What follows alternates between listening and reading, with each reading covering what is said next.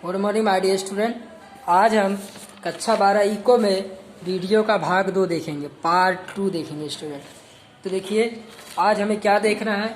आज हमें देखना है कक्षा 12 इको में लेसन नंबर 7 में वीडियो का दूसरा भाग देखना है स्टूडेंट। तो देखिए क्या पढ़ेंगे। तो आज हम पढ़ेंगे भारत में जाति प्रमाण प्रति 1000 पुरुषों की तुलना में स्त्रियों की संख्या। देखिए देश की जनसंख्या में प्रति 1000 पुरुषों पर स्त्रियों की संख्या जो है कहलाती है जाति प्रमाण, यानी 1000 पुरुषों पर स्त्रियों की संख्या को हम जाति प्रमाण के रूप में जानते हैं। जनसंख्या के अभ्यास में जाति प्रमाण अत्यंत महत्वपूर्ण है स्टूडेंट। देखिए प्रति 1000 पुरुषों पर स्त्रियों की घटती संख्या ने देश में कई सामाजिक विषमताओं को जन्म दिया। यदि हमारे देश में लगातार स्त्रियों की संख्या क्या हो रही है, कम हो रही है। तो देखिए स्त्री पुरुष प्रमाण के बीच आर्थिक विषमता हो तो विवाह, परिवार, प्रजनन, अर्थव्यवस्था आदि के अनेक प्रश्न उठते हैं। जाति प्रमाण के संदर्भ में निश्चित जानकारी प्राप्त करके जाति के प्रमाण की विषमता के कारणों को जानकर उसके निवारण के प्रयास संभव हो सकते हैं। हमें ये जानना है कि क्या कारण है कि हमारे देश में स्त्रियों की संख्या कम है और क्या ऐसे उपाय हैं जिनके माध्यम से हम स्त्रियों की संख्या को पुरुषों के बराबरी पर ला सकते हैं, ताकि समाज में अराजकता ना, विवाह, परिवार, प्रजनन, अर्थव्यवस्था जैसे प्रश्न का उठना कम हो जाए। तो चलिए हम अपने देश में स्त्री पुरुष जनसंख्या का अनुपात जानते हैं। कई विकसित देशों में स्त्री पुरुष जाति का अनुपात का प्रमाण 1000 से अधिक है, यानी 1000 से अधिक है। भारत में केरल को छोड़ दिया जाए तो बाकी सभी जगहों पर स्त्रियों की संख्या 1000 पुरुषों की तुलना में कम है। 2011 में स्त्रियों की संख्या केरल में 1084 थी। ठीक है। स्त्री पुरुष प्रमाण विषमता के कई सामाजिक कारण हैं, आर्थिक सांस्कृतिक कारणों को जिम्मेदार माना जाता है।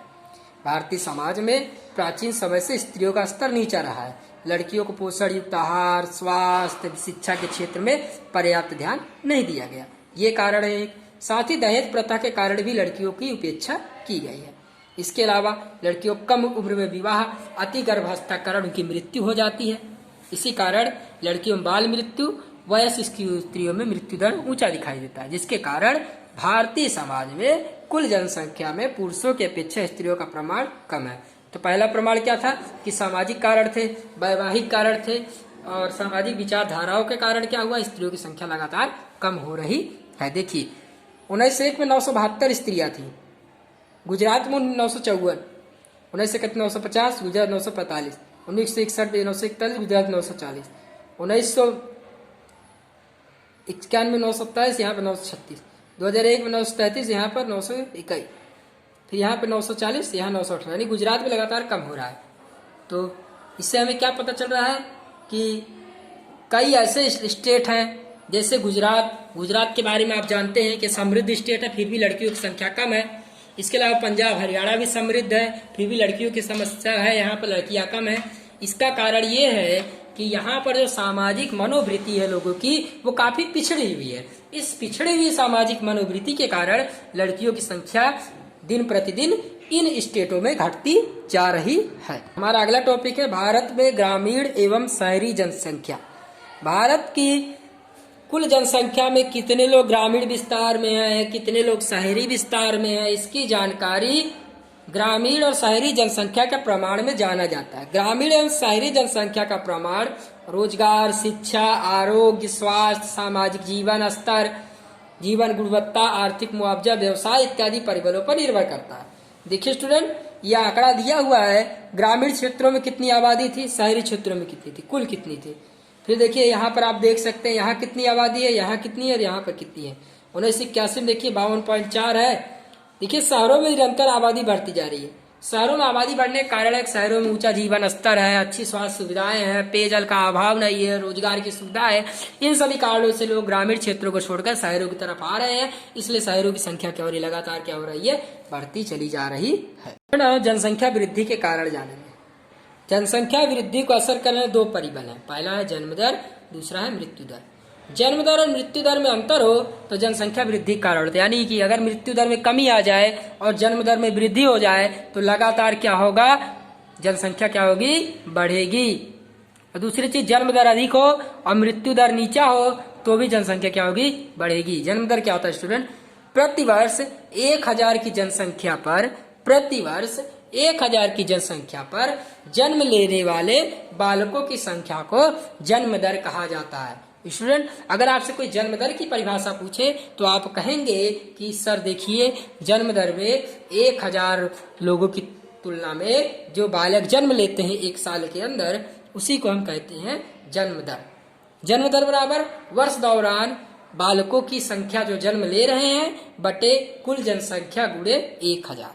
जन्म दर को प्रतिशत में नहीं दर्शाया जाता क्योंकि इसे जनसंख्या के 1000 पे गिना जाता है, इसलिए हम प्रतिशत में नहीं दर्शाएंगे। जनसंख्या में कुल कितनी बढ़ोतरी हुई इसकी जानकारी जन्म दर के आधार पर प्राप्त होती है।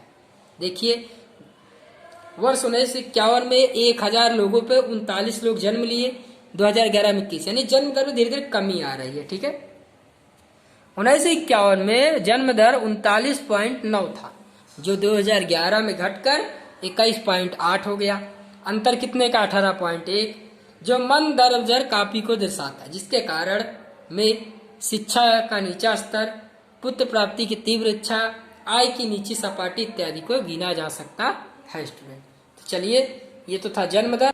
प्रति 1000 की जनसंख्या में मृत्यु पाने वाले लोगों की संख्या को हम मृत्यु दर के रूप में परिभाषित करते हैं। इसे प्रतिशत में दर्शाएंगे क्योंकि इसको 1000 गिनते हैं। तो एक वर्ष दौरान मृत्यु पाने वाले व्यक्तियों की संख्या बटे में कुल जनसंख्या।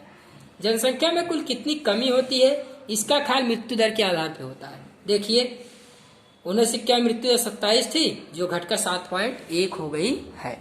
तो भारत में 1951 मृत्यु दर 27.4 था जो वर्ष 2011 में 7.1 हो गया, यानी इसमें 20% की कमी आई है। इस प्रकार जन्म दर की तुलना में मृत्यु दर में अधिक कमी आई है। इसका कारण क्या है, इसका कारण है अकाल पे नियंत्रण। पहले अकाल पड़ता था, बहुत लोग मर जाते थे। जीवन स्तर सुधार हो गया है, सबको पौष्टिक आहार मिलता है, चिकित्सा सुविधा अच्छी हो गई है, शिक्षा का प्रमाण बढ़ गया है, ऑपरेशन जैसे क्रियाएं तेज हुई है, संक्रामक रोगों पर नियंत्रण हो गया है। ये सभी कारण है जिनसे क्या हुआ है, आज हम समाज में जन्म दर को बढ़ता हुआ पा रहे हैं, मृत्यु दर में कमी पा रहे हैं। तो स्टूडेंट आज के लिए इतना ही। अब हम अगले वीडियो में अगला सेशन में